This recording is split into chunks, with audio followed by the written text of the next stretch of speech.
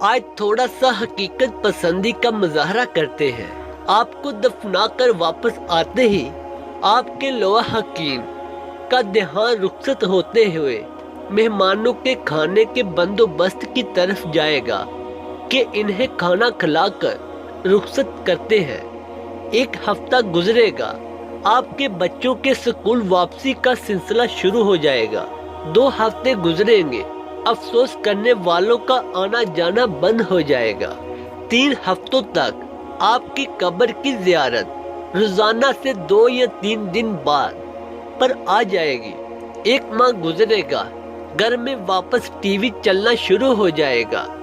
تقریباً 1.5 ماہ بعد آپ کے بچے واپس فلموں، گانوں، کارٹون کی جانب آ جائیں گے۔ آپ کی قبر کی زیارت جمعے یعنی 7ویں دن ہو جائے گی۔ 2 ماہ تک آپ کی بیوی یا شوہر کسی بات پر ہنس لیا کریں گے، تھوڑا سا مسکرا لیا کریں گے۔ 4 ماہ تک گھر میں واپس بالی ووڈ، ہالی ووڈ مکمل راج ہو چکا ہوگا۔ مزاحیہ باتوں پر کہکے گونج رہے ہوں گے۔ 6 ماہ گزرے، آپ کی قبر پر اب مہینے میں 1 بار چکر لگتا ہے۔ 1 سال گزرا اور گھر والے سوچیں گے آج پورا سال ہو گیا، آخری بار قبر پر کب گئے تھے؟ شاید 1 ماہ پہلے۔ آخری بار دعا کب کی تھی؟ شاید یاد بھی نہیں۔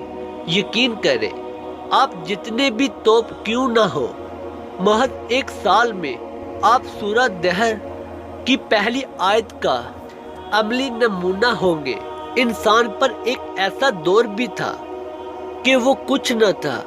بے شک یہ پیدائش سے پہلے کی بات ہے، آپ اسے وفات کے بعد بھی سوچ لیں۔